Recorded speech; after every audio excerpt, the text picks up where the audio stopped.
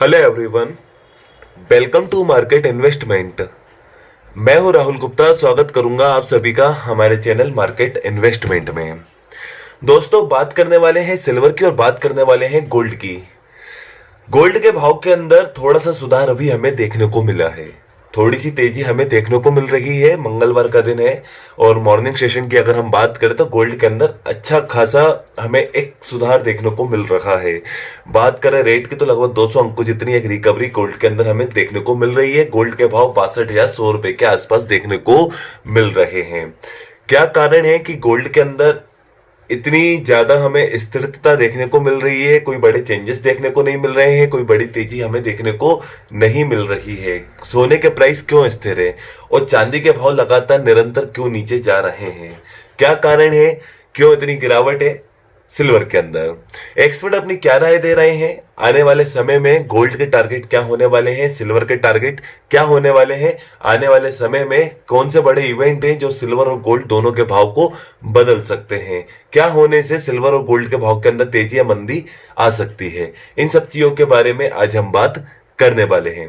तो सबसे पहले दोस्तों, आज की तेजी के बारे में हम बात करते हैं कि आज तेजी क्यों आई है। देखिए दोस्तों, अभी तेजी आने का जो सबसे बड़ा कारण जो है फिलहाल में डॉलर इंडेक्स के अंदर थोड़ी सी एक कमजोरी हमें देखने को मिल रही है। कमजोरी क्यों देखने को मिल रही है?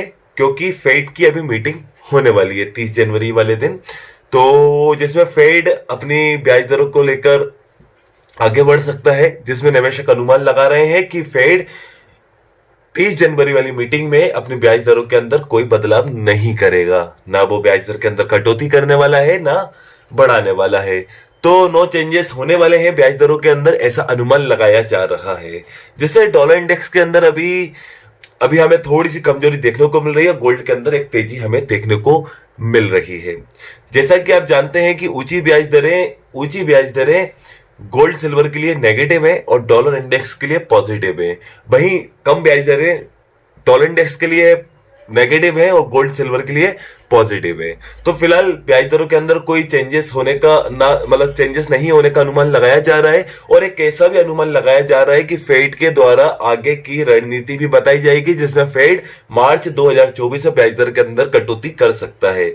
ऐसी उम्मीद जताई जा रही है, जिसके चलते हुए डॉलर इंडेक्स के अंदर गिरावट है। अब डॉलर इंडेक्स के अंदर गिरावट है तो गोल्ड और सिल्वर के अंदर तेजी आएगी, क्योंकि दोनों ही सेगमेंट एक दूसरे से बिल्कुल विपरीत चलते हैं। डॉलर इंडेक्स के अंदर तेजी गोल्ड और सिल्वर के अंदर गिरावट का कारण बनती है और डॉलर इंडेक्स के अंदर गिरावट गोल्ड और सिल्वर के अंदर तेजी का कारण बनती है। दोनों ही सेगमेंट एक दूसरे से बिल्कुल विपरीत चलते हैं। लेकिन फेड की मीटिंग वाले दिन क्या होने वाला है, ऐसा तो एक अनुमान है। पहले से जो अनुमान लगा सकते हैं कि नो चेंजेस होने का अनुमान है कि ब्याज दरों के अंदर तेजी भी नहीं होगी, कटौती भी नहीं होगी और आगे की रणनीति के अंदर नरमी दिखाई जाएगी। यह सिर्फ एक अनुमान है। लेकिन उसके पहले आपको बहुत सारे अमेरिका के आर्थिक डेटा देखना है, बहुत सारे अमेरिका के आर्थिक डेटा देखना है जो इस सप्ताह में आने वाले हैं, इस सप्ताह के बीच में आने वाले हैं। उसके ऊपर नजर बनाना है आपको। जैसे कि बात करें, इस सप्ताह में अमेरिका की जीडीपी डेटा आने वाला है।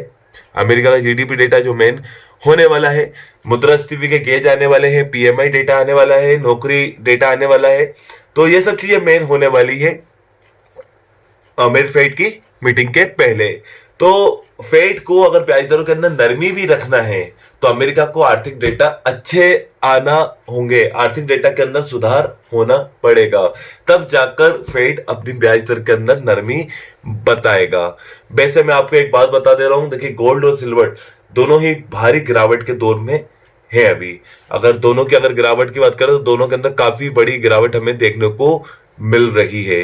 वही बात करें 2024 के शुरुआत से ही हम देख रहे हैं कि गोल्ड के अंदर एक गिरावट ही हमें देखने को मिल रही है। 2024 के शुरुआत से ही अगर हम बात करें 2024 में गोल्ड में लगभग हम 1200 अंकों जितनी एक बड़ी गिरावट देख चुके हैं। गोल्ड के अंदर 1200 अंकों जितनी एक बड़ी गिरावट देख चुके हैं और वहीं चांदी के अंदर लगभग 3,500 अंकों जितनी एक बड़ी गिरावट देख चुके हैं। तो फिलहाल जनवरी का जो महीना है, 2024 का ये साल है, फिलहाल गोल्ड और सिल्वर के लिए इतना ज्यादा खास नहीं रहे हैं अभी तक फिलहाल, क्योंकि गोल्ड के अंदर 1200 अंकों जितनी एक बड़ी गिरावट है और सिल्वर के अंदर 3,500 अंकों जितनी एक बड़ी गिरावट है। और टेक्निकली देखा जाए, चार्ट के अनुसार देखा जाए तो गोल्ड के अंदर एक्सपर्ट अभी भी मंदी रहने का अनुमान लगा रहे हैं कि टेक्निकली चार्ट के अनुसार देखा जाए तो गोल्ड के अंदर अभी भी मंदी का माहौल बना हुआ है। किसी भी तरह से अमेरिका के आर्थिक आंकड़ा अगर किसी भी तरह से अमेरिका के आर्थिक आंकड़े अगर कमजोर निकल कर आते हैं तो फेड को ब्याज दर की कटौती करने के लिए बहुत मुश्किल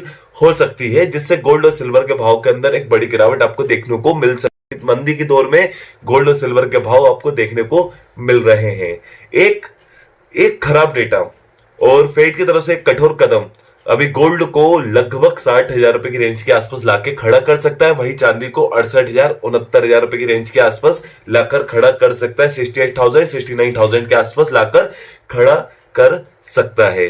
तो अभी अमेरिका के आर्थिक डेटा के ऊपर आपको नजर बनाना है, फेड की रणनीति के ऊपर आपको नजर बनाना है। 30 जनवरी को फेड की मीटिंग है, उसके ऊपर आपको अपनी नजर बनाना है। बहुत सारे डेटा है, उसके ऊपर आपको अपनी नजर बनाना है। डॉलर इंडेक्स क्या कर रहा है, उसके ऊपर अपनी नजर बनाना है।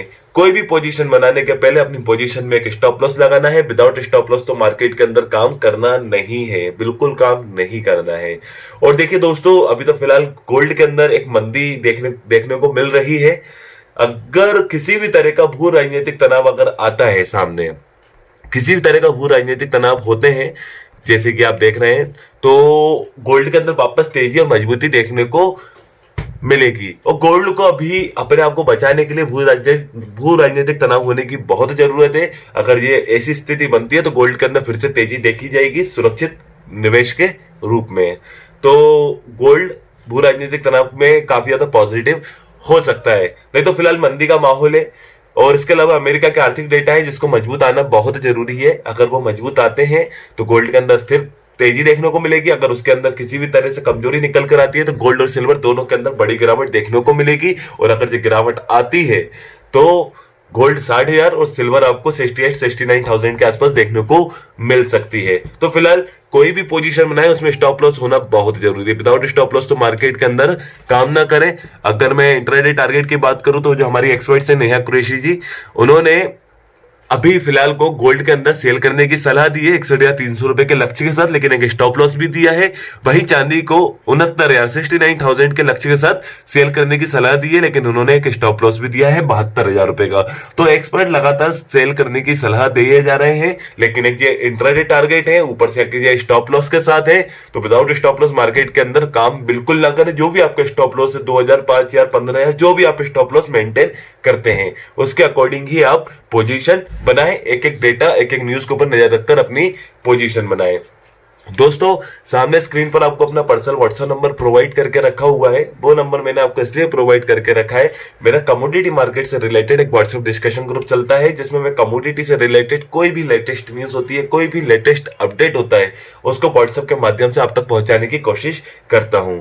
अगर आप भी मेरे कमोडिटी ग्रुप में ऐड होना चाहते हैं तो सामने दिए हुए नंबर पर मुझे व्हाट्सएप पे मैसेज कीजिए, मैं आपके नंबर को अपने कमोडिटी ग्रुप में ऐड कर दूंगा। चलिए दोस्तों, अगर आपको ये मेरी वीडियो अच्छी लगी है तो मेरी इस वीडियो को लाइक कीजिए। अगर आप मेरे साथ जुड़कर रहना चाहते हैं तो मेरे इस चैनल को सब्सक्राइब कीजिए। एंड अंत तक मेरे साथ इस वीडियो में बने रहने के लिए आप सभी को मेरा दिल से धन्यवाद।